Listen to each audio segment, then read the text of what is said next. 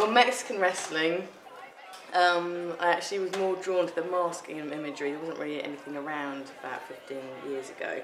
And I kind of, I saw a lot of posters and kind of a lot of graphic designers were using it for illustrations. So I actually went out to Mexico City to see if it existed. I couldn't even find any reference material on it. They are presented as idols in many ways. They seem to be photographed in a very kind of almost religious way.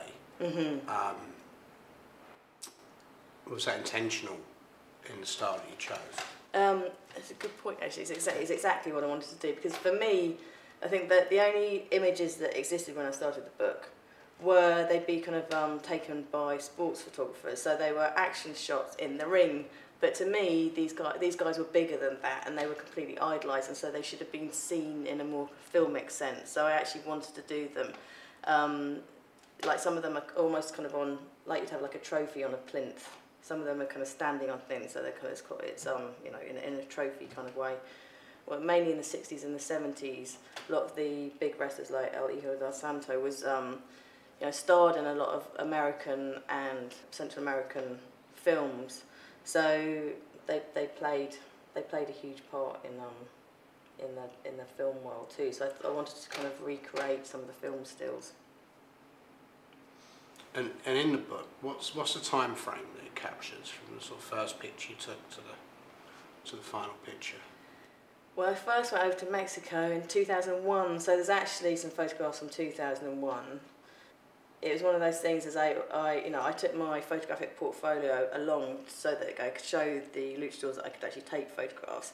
But obviously, the more portraits I did, they actually all wanted to become involved. So as the project went on, you know, I could show, you know, Blue Demon's pictures to El Hijo Del Santo, and he was like, oh, you know, I want to be in the book too. So it kind of generated interest as I went along. But it was a slow process. And it was maybe a couple of weeks, a year, over 8 years, and a lot of research, and also a lot of these guys, they're in their 60s, 70s. They don't have mobile phones, so you might have like a contact of somebody who knew that so and so's mother worked in the taco shop down there, so I'd go and speak to her, and she'd go, no, he lives in Puebla, so you go out there.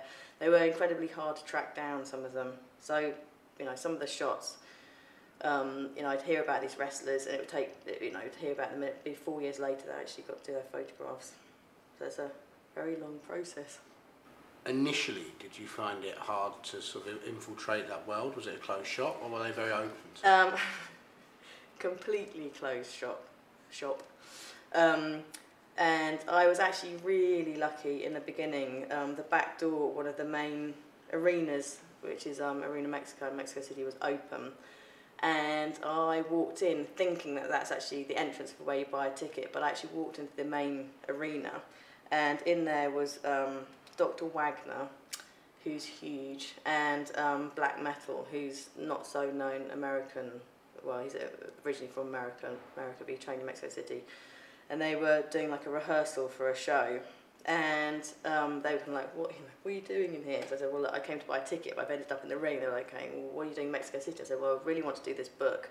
No one's really done it before. I've seen sports photographs, but it'd be amazing to do a really beautiful photographic book of portraits of the luchadors. So they were like, okay, well, you know, we can help you out. So they actually initially gave me some of the phone numbers of the other luchadors, which is quite amazing. Could have, you know, I could still be doing it now. It could have been a good 20 years later otherwise. Talk about the characters in Lucha Libre. I mean, you've got everything from Fray Tormenta, he's actually a priest, and apparently the story goes he had a vision of how to save his orphanage. He was kind of running out of money, and in the vision he was told to you know, join the Luchadors, and so he trained up, became a hugely famous Mexican wrestler, and he's made a lot of money now, and actually managed to save his orphanage. You've got characters from him to Cassandro, who's an exotico. So you have the male luchadors, you have the exoticos, who are the transvestites of the wrestling world. A lot of the big stars have sidekicks, and they usually have them in the form of mini wrestlers, who are your midgets or dwarfs, who, you know, get involved in a lot of midget tossing across the ring. So you kind of, it's, you know, it's kind of got something for everyone. You've also got the ladies who are, you know, usually unmasked to show their natural beauty. And that the female wrestling scene's actually taken a lot, it's actually taken off a lot in the last few years. I think the women have realised now that they, instead of, you know, that they need to be very athletic, so they're actually kind of training up, and they're quite athletic, muscular characters now, and they're not on a par with the male wrestlers, but they're kind of getting to that level. They're taken more seriously these days.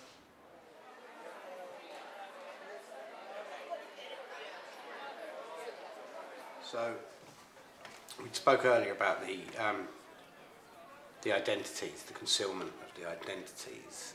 How far is that taken? Well, to these guys, revealing their identity is everything. You know, to the extent that El Santo, who's one of the most famous luchadors of all time, never revealed his identity. He probably wrestled for maybe 40, 50 years. No one ever knew who he actually was. And he was actually taken to his grave in his mask. And it does actually bring up a lot of problems when you're photographing these guys, because they're, you know, there's the whole changing into, they always call it their equipment, they're changing into their capes and everything. It's like you've got to, you know, find a different location for them to change and then take them somewhere else. And, you know, you're kind of presented with extra problems. Like they don't like to be photographed on the street. You have to have very kind of private locations. To these guys, you know, in the ring, you know, they have mask against mask matches, where the whole point of the match is to reveal the other person's identity. So they'll, you know, go for it and try and rip the mask. They'll tear the mask and then they'll cover their faces and they'll run out the ring. But I think maybe towards the end of their career, they'll get a massive payout if they're demasked in the ring. And it's always quite disappointing, actually, because you've kind of seen these iconic characters, and then the mask is torn off and they're revealed that the Manuel who works at the taco shop down the road, and they get a massive payout, but actually your kind of your vision of these guys is, you know, slightly spoiled in a way. Yeah, so in terms of the difficulty of the shoots, are there any particularly sort of spring to mind as being difficult shoots or difficult characters to shoot? Endless ones I could tell you about. I kind of went out to Mexico City many times to photograph, and you'd get there, you'd find these amazing locations, you'd borrow these fantastic 70s classic American cars, you'd sit on your cliff top, and they wouldn't turn up, and they'd be like, you know, sorry, but can you come back next week? It's like, you know what, I actually can't come back next week. I've flown to Mexico City just to do this shoot. So many of them, they didn't really understand the concept of a, you know, photographic book. They were kind of happy to do the sports magazines out there, but not really something that they didn't really have control of. And I think they were always slightly worried you're going to reveal their identity, or you take them out to an exposed situation. So, in terms of the book, what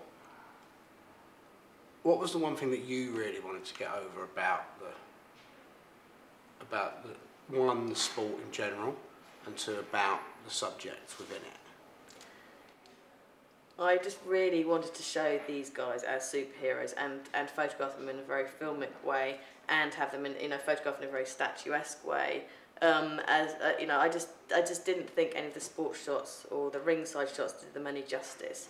I mean, these guys look heroic. They're kind of like you know, if you can have living superheroes. They're like the guys out of comic books, but they're kind of there in real life. So for me, it's kind of the aesthetics of it was just really exciting.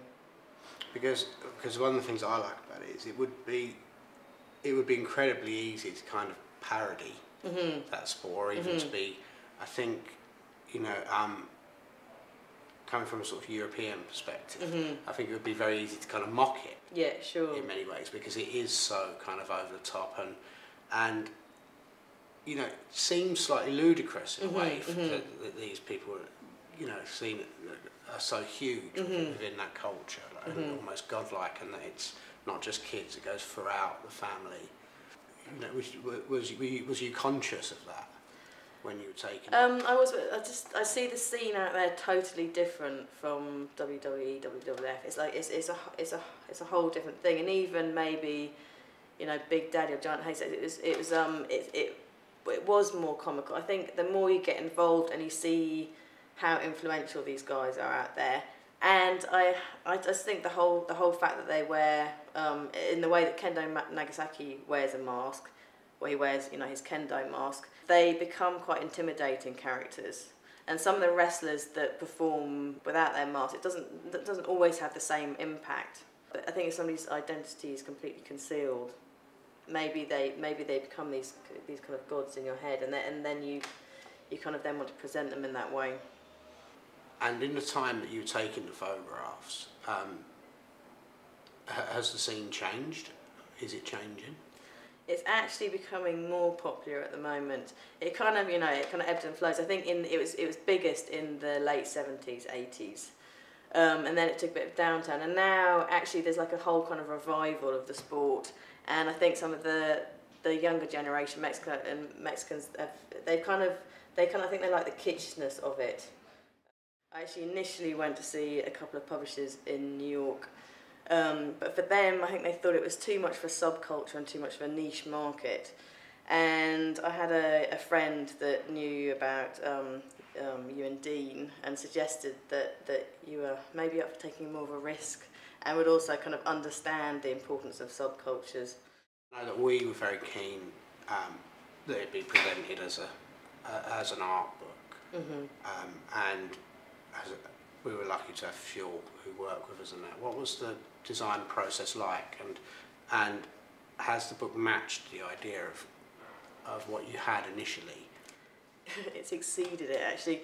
To work with Fuel was amazing, because they were kind of quite open to ideas, but actually any ideas they came up with were fantastic. They're amazing designers. They collected a lot of the old kind of block printed posters that advertised the matches in Mexico City.